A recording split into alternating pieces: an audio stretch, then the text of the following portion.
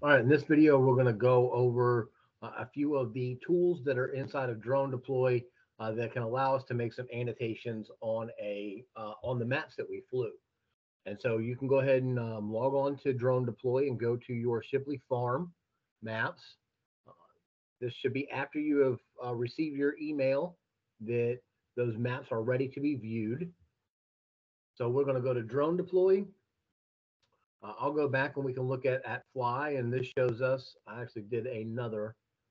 We get to Shipley Farm. All right, so here we are. This is our map. So this is under the Fly. We have uploaded.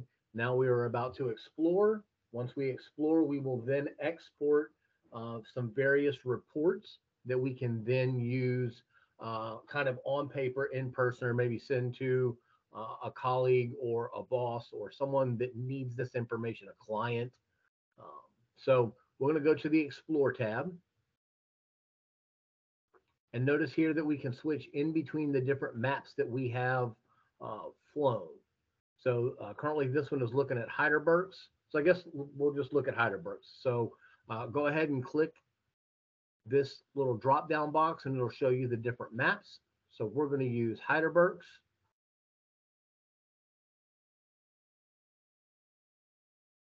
Let's go ahead and zoom in a little bit. I really want to zoom in because I want to show you the resolution. Look, you can see me there standing in the middle of that parking lot.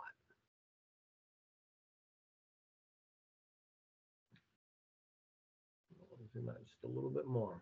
All right. So notice over here on the right side that we have these different icons. And so this location, so we can put a location here to place a marker. And we can name that location. And we're going to name this. This is the AGET lab. And you can see that this is maybe something that they want to point out. Maybe this is an area that you need to go to. I want you to go to these 4 different areas. And there's a reason for that. That is in a report. Notice that it gives you the latitude and longitude of that. So these pictures are geo-referenced, and that's what makes them so valuable, is that the distance is, super accurate, down to about 1 to 2 inches. So we're going to add that issue. Let's go ahead and make that minimal. Notice there are several things that we can do here. This is also new to me, but it appears that you are able to make some, like there's a crack in the road, or this needs to be completed. So maybe if it's a construction site, or I need you to go check out this building and that building. We have stressed vegetation. It's possible that we can create our own issue type. It looks like that eventually you'll be able to add what you believe the cost of that damage is, or what it might be. And so I feel that if you were to use this in the future, that it might be something where you can make several annotations about a site that you visit as a consultant, and say, these are the areas that we see an issue with, and this is what it will cost for each of those areas to be fixed. Next, we can do distance. So I'm going to zoom in. Let's see if I can get back out of that. All right. And so notice over here, so we've made our annotation. And here on annotations, we will see all the different things that we make on the map in a kind of report layout. And when we export this map, all of those will be on, all those annotations will be on the, excuse me, on the map. All right, so let's go back in here, and we want to do, let's say, a distance. We want to know what the distance is from, let's say, from the entry point here all the way to the furthest point away here. And like most GIS services or softwares, to like get out of this, like a lot of students I find, they're like, I don't know how to end this.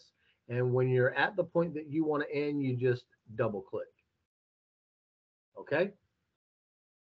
So now we have this line from distance A to distance B. We can select annotations.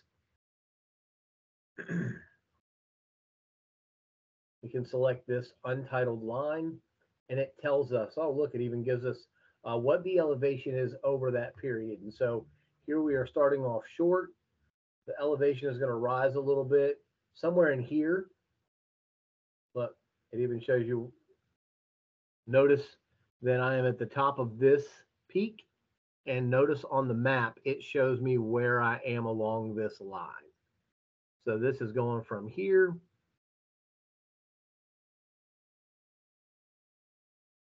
to the top of the building, drop down over the top of the little sales barn that we have there, and then finally to the back. And we'll name this cross section. And again, I'm just giving it some names. You can name it whatever you need to, but just to understand that there are some, you can label each one of these annotations that you make. What they are labeled is up to you. We're going to add this issue. Next, we can do an area.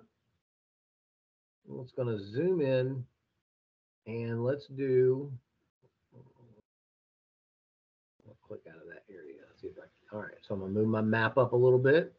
What we want to do is we want to find out the surface area of the roof, the entire roof, or at least most of the surface area of this sales barn. So we're going to click on area. Zoom in and find our start. Oh, zoom in and find our start point area. We're going to go here. All right, and so you can do this as a polygon. And so this is a good example of what I meant by these GIS services have this kind of same system where you can make polygons.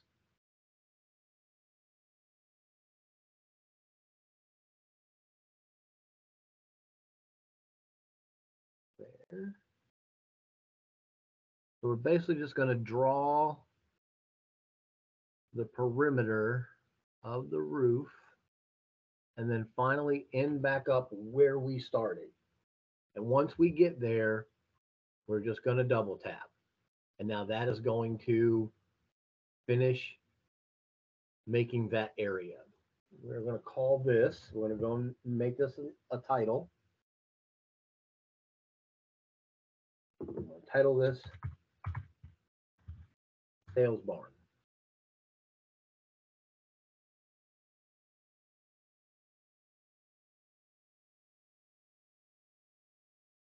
And within that, we know that, the area is about, 1.15 acres.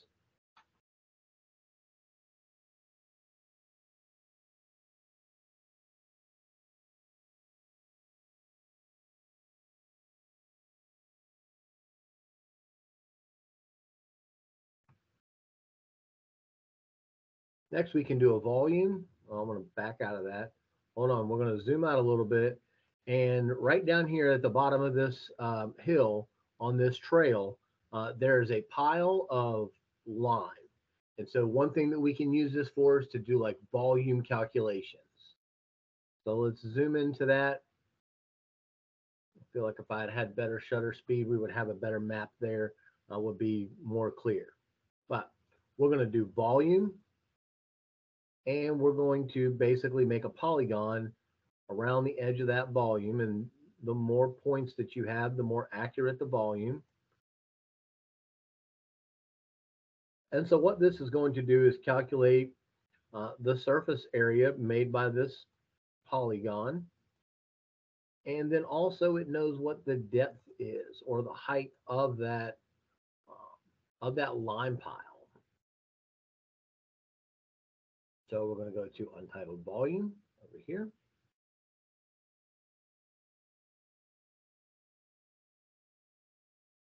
We'll name this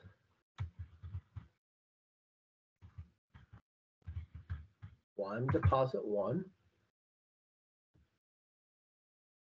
and it will tell us that we have about 1/2 of a cubic yard there.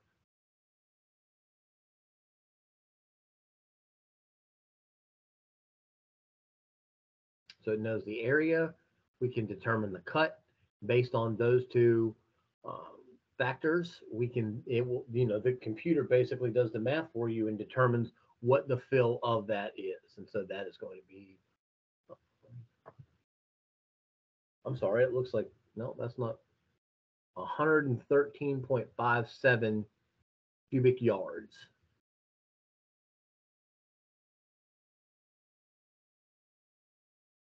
We will add that issue. We'll make it minimal. And we'll go back to edit.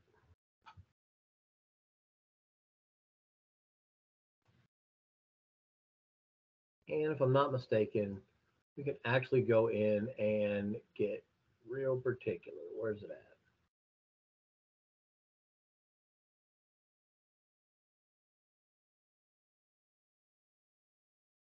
I believe if it's an issue, it is going to label that by itself or as orange. All right, so we have some other things such as count. I don't really know that there's a lot of things to count, but I will zoom in over here and, oh, they're not going to. All right, I'm going to pop out of this map here real quick. I'm going to go to Shipley.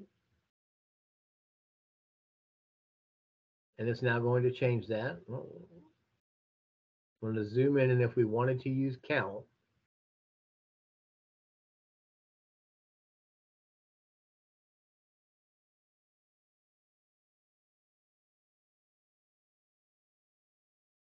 we would have those counts as well. All right, so just an example of how we can use a few of those annotations. Go back to Heidelberg's. I'm glad I got some good pictures. I'm actually missing these pictures in the other map. Click off of that.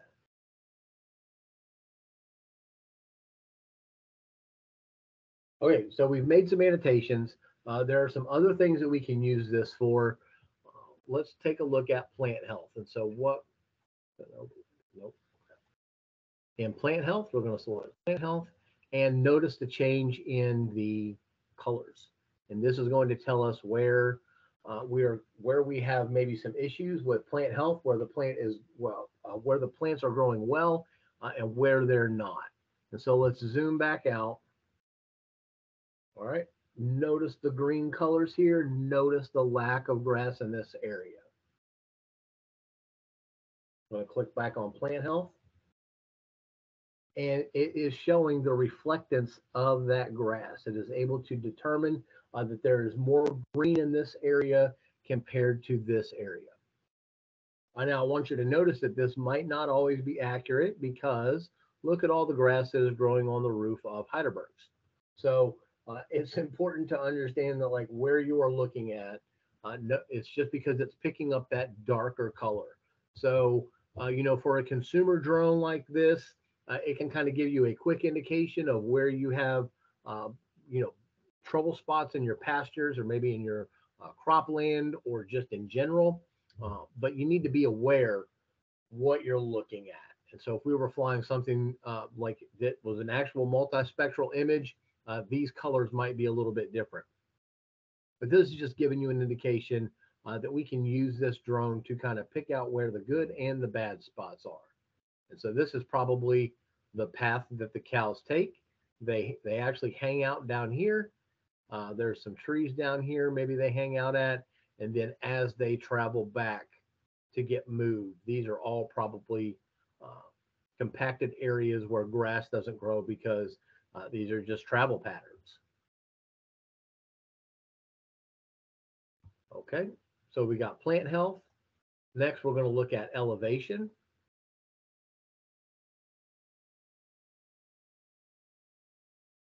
We can do terrain only. It will give us a slightly different elevation. So we know that we have a high spot here, we have low spots down here, and ultimately that elevation is dropping off towards the creek.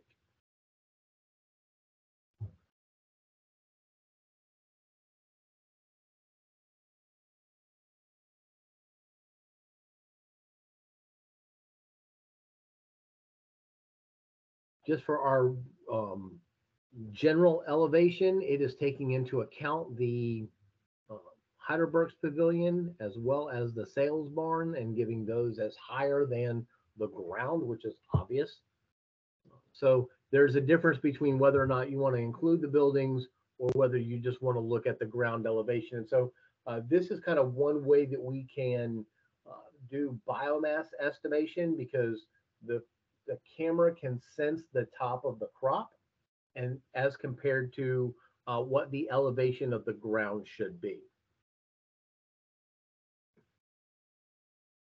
So in these two models, we would be able to determine the height of that building, not only by what is given to us, but the difference between the height here versus the ground versus the height at the terrain.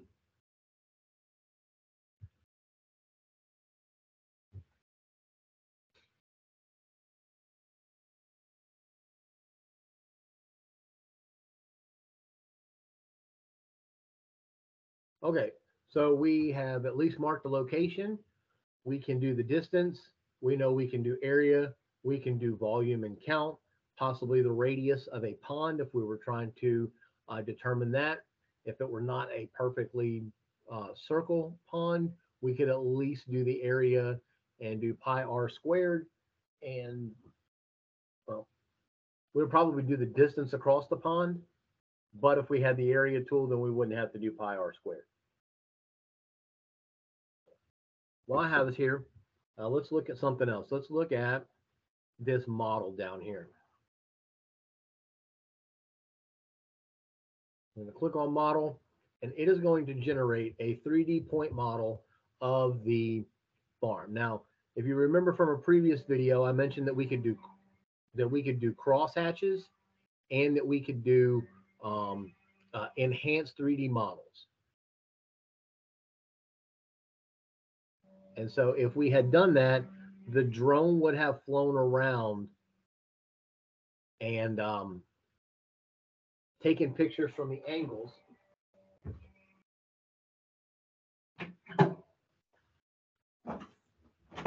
And taken pictures from the angles so that we would have had a better representation of the face of this building. And so we did get some pictures, but not that great.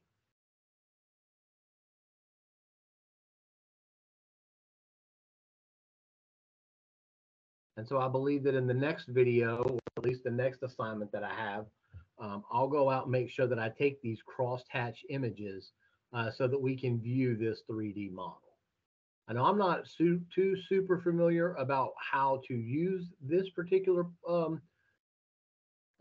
set of functions, but I do believe that they're valuable. And I just think that if I had some more time around someone who did, there's tons of applications for this. Let's see if I can get over here to this bar.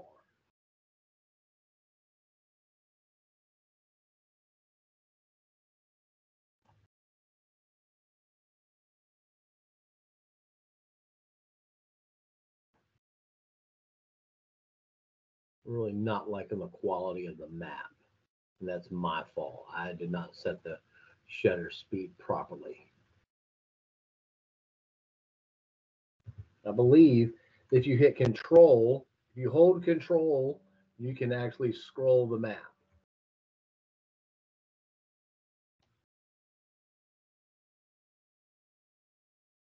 I'm not sure what they're doing in the background. I'm at my office, and on a Monday morning at 8:15, they have decided to pull out the loudest tool on campus.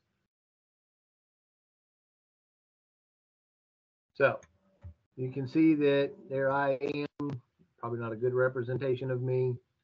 So notice that it's kind of disproportionate. The computer is trying to match those images together, and that if I had taken better photos where this was taken from this angle, it will be able to pull those out. We would actually get a very clean 3D model of this location.